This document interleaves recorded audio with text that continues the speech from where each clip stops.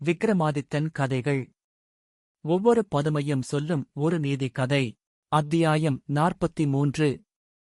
82. ஞானப்பிரகாசவல்லி பதுமை சொல்லிய சாலிவாகனன் கதை. 32ஆம் நாள் காலையில் எழுந்திருக்கும்போது போஜராஜன் உள்ளம் என்றுமில்லாத குதூகலம் நிறைந்திருந்தது. 31 பதுமைகளும் கதைகள் சொல்லி முடித்துவிட்டன. இனி 32வது பதுமை மட்டும்தான் எஞ்சியுள்ளது.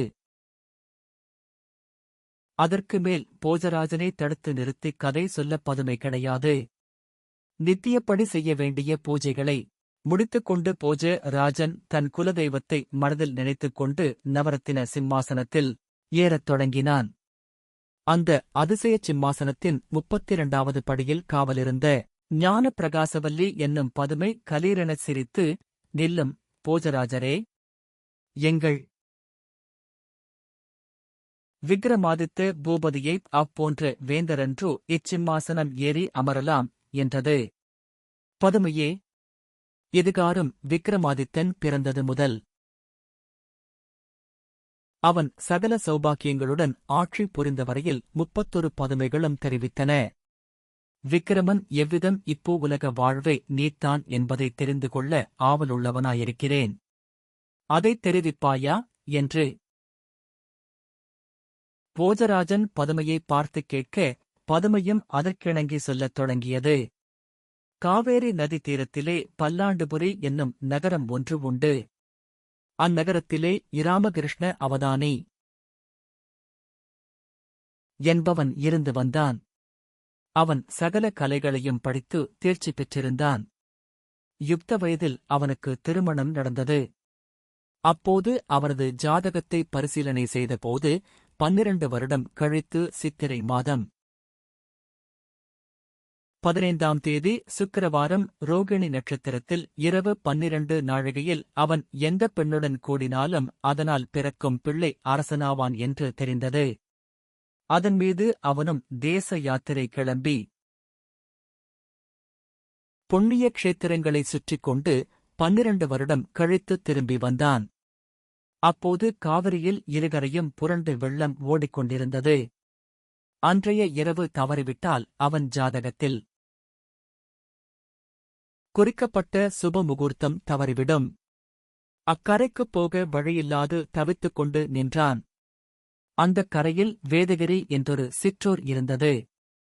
அவ்வூரில் உள்ள கிராம வேளான் என்னும் குயவன் ஆற்றங்கரையில் தவித்து நிற்கும் ராமகிருஷ்ண அவதானி அருகில் சென்று விசாரித்தான். "ஐயா, இன்றைய இரவு நான் எந்தப் பெண்ணுடன் கூடினாலும் அதன் மூலம் பிறக்கும் குழந்தை பூமண்டலத்தின் தன்னிகரில்லா அரசனாகும்.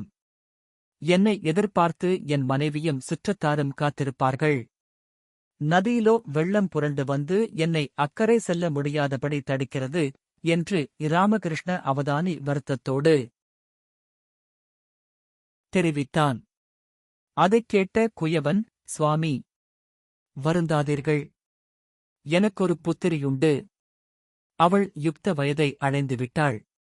இன்று மஞ்சள் நீராடி மணநாளரவிற்கு ஏற்றவளா இருக்கிறாள். தாங்கள் விரும்பினால் அவளுடன் இன்றைய இரவு தங்கிவிட்டு புத்திர பாக்கியமளித்து நாளை காலையில் வெள்ளம் வடிந்ததும் செல்லுங்கள்" என்று வேண்டினான். அவதானியும் அதற்கிணங்க அன்றைய இரவு அவனுடைய புத்திரியுடன் இன்புற்றிருந்துவிட்டு அதிகாலையில் புறப்பட்டுச் சென்றான். குயவன் புத்திரியான அன்னபூரணியும் கர்ப்பமுற்று அழகிய ஆண் குழந்தை ஒன்றைப் பெற்றெடுத்தாள். சாலிவாகனன் என்று பெயரிடப்பட்ட அக்குழந்தை வளர்ந்து பெரியவனானான்.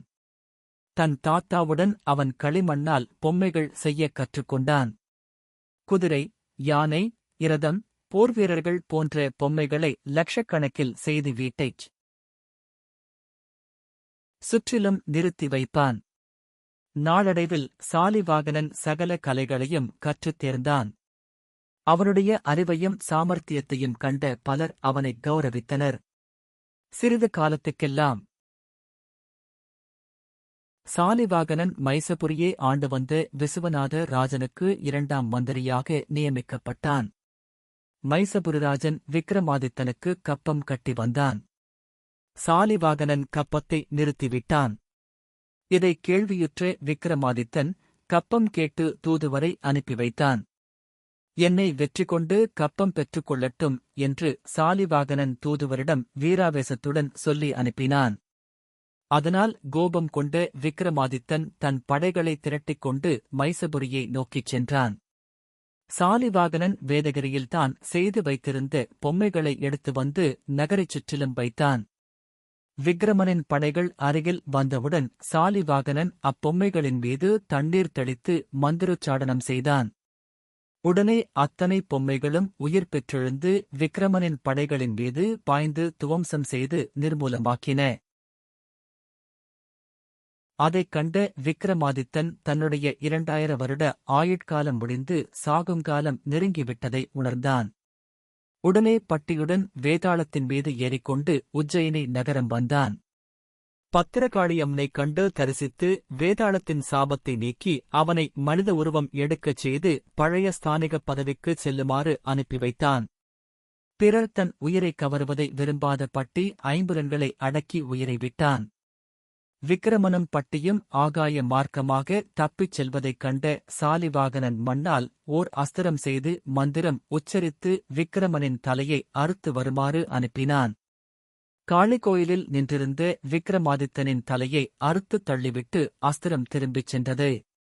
விக்ரமாதித்தனின் துண்டிக்கப்பட்ட தலை அரண்மனைக்கு பறந்து சென்று அவனுடைய அந்தப்புர ராணிகளின் மத்தியில் போய் விழுந்தது. அதைக் கண்ட அவர்கள் வருந்தி அவன் உடலை தேடிக் கண்டுபிடித்து சிதை மூட்டி அதில் விழுந்து உயிரை விட்டார்கள். அப்பால் சாலிவாகனன் உஜ்ஜயினியைக் கைக்கொண்டு பல காலம் நீதி நெறியுடன் ஆண்டு வந்தான். கதையை முடித்த பதுமை போஜராஜனை நோக்கி மேலும் சொல்லியது. மகாராஜனே, தாங்களும் சாதாரணமான மனிதர் அல்ல. நீங்களும் விக்ரமாதித்தனும் நாராயணரின் அவதாரங்களே. இந்தச் சமயத்தில் உங்களுக்கு இணையாக வேறு அரசன் இப்போ உலகில் கிடையாது.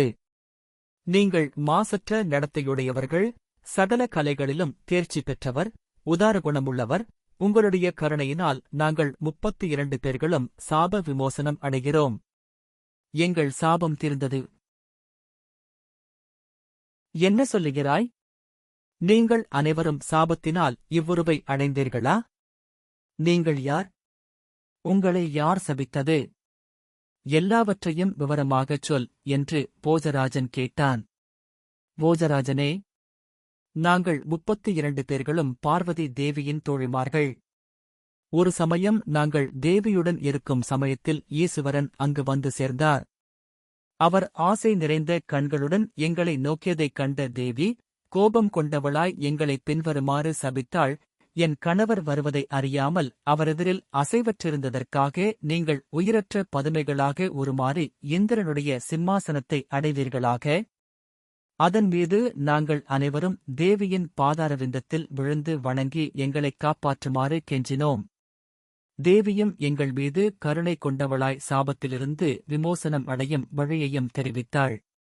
விக்ரமாதித்த ராஜன் இந்திரனிடமிருந்து இந்த அதிசய சிம்மாசனத்தை பரிசாகப் பெற்று பூவுலகத்துக்குக் கொண்டு செல்வான் என்றும், அவன் அநேக வருடங்கள் நீதி தவறாமல் பரிபாலனம் செய்து சிவபதத்தை அடைந்த பிறகு மண்ணிலே புதைந்து கிடக்க வேண்டுமென்றும், பிற்பாடு போஜராஜனால் சிம்மாசனம் கண்டெடுக்கப்பட்டதும் அவனுக்கு விக்ரமனின் குணவிசேஷங்களை கதையாக தெரிவித்து வரும்போது சாப விமோசனம் ஏற்படுமென்றும் தெரிவித்தாள். அதுபோல் நாங்கள் 32 பதுமைகளாகி இச்சிம்மாசனத்தின் படிகளில் காவற் பதுமைகளாக நின்றோம். விக்ரமாதித்தன் 2000 வருடம் இப்பூமியில் பிரசித்தி பெற்று விளங்கி சிவபதவியடைந்த பிறகு உஜ்ஜயினி மாகாளிபுரத்தில் சில காலத்திற்கு முன்பு மண்மாரி பெய்து நாடு காடு மேடாகியது. இந்த சிம்மாசனம் மண்ணிற்குள் புதைந்துவிட்டது. பிறகு நீர் வந்து இச்சிம்மாசனத்தைக் கண்டுபிடித்தீர் போஜராஜரே. எங்களுக்கு சாப விமோசனம் ஆகிவிட்டது. ஆகவே எங்களுக்கு விடை கொடுங்கள். உங்களுக்கு தேவையானவற்றை தெரிவியுங்கள் என்று பதில் அளித்தது. பதுமையே, எனக்கு என்ன குறை இருக்கிறது? அளவற்ற ஐசுவரியங்கள் மலை போல குவிந்திருக்கையில் குறை என்ன? ஆனால் மற்றவர்களுக்காக ஒரு வரம் கேட்கிறேன். எவனொருவன் விக்கிரமாதித்தனின் பராக்கிரம செயல்களையும் உதார குணங்களையும் கேட்கிறானோ அன்று சொல்கிறானோ அவனுக்கு பலம், கீர்த்தி, துணிவு, மேன்மை மற்றும் அநேக நற்குணங்கள் விருத்தி அடைய அருள வேண்டும். அரசனின் வீர தீர பராக்கிரமங்கள் என்றும் அழியாமல் இப்பூ உலகில் நிரந்தரமாய் உலவி வரவேண்டும். அவற்றைக் கேட்பவர்கள் பூதம், பிரேதம், பிசாசு, வேதாளம், மோகினி ஆகிய கணங்களால் எவ்வித ஆபத்துமின்றி வாழ்ந்து வரவேண்டும் என்று போஜராஜன் பிரார்த்தித்தான். அவ்வாறே நடக்கட்டும் என்று பதுமைகள் அருளின. போஜராஜன் சிம்மாசனத்தை கீழிறங்கினான். நவரத்தினங்கள் பதிக்கப் பெற்று மகேசுவரனின் தங்கச் சிலையை வரவழைத்து சிம்மாசனத்தில் அமர்த்தினான். பிறகு மகிழ்ச்சியால் உள்ளம் நிறைந்தவனாய் மகேசுவரனுக்கு பூஜையைத் தொடங்கினான். பூஜை முடிந்து கற்பூர ஆராதனையும் முடிந்தது. அப்போது அனைவரும் வியந்து காணும் அதிசயம் ஒன்று நிகழ்ந்தது. தரையிலே வைக்கப்பட்ட அதிசய சிம்மாசனம் தன் இருக்கையை விட்டு மெல்ல உயரக் கிளம்பியது. பதுமைகள் 32 பேரும் அரசனை வாழ்த்தி ஆசிர்வதித்தன. போஜராஜன் கைகளைக் குவித்து வானிலே உயர்ந்து செல்லும் சிம்மாசனத்தை வணங்கினான். சிறிது நேரத்துக்கெல்லாம் மீண்டும் சிம்மாசனம் தேவலோகம் நோக்கிச் சென்று வானவீதியில் மறைந்துவிட்டது. மேற்கூறிய கதை வடமொழி மூலத்தில் ஜெகன்மோகினி என்னும் பதுமை கூறியதாக உள்ளது. அதற்குப் பிறகு பல வருட காலம் போஜராஜன் நீதிநெறி தவறாமல் குடிமக்களை அன்புடனும் ஆதரவுடனும் பாதுகாத்து இராஜ்ய பரிபாலனம் செய்து வந்தான். முற்றும். இந்த கதை இத்துடன் நிறைவடைந்தது. அடுத்த அத்தியாயத்தில் மீண்டும் சந்திப்போம். நன்றி.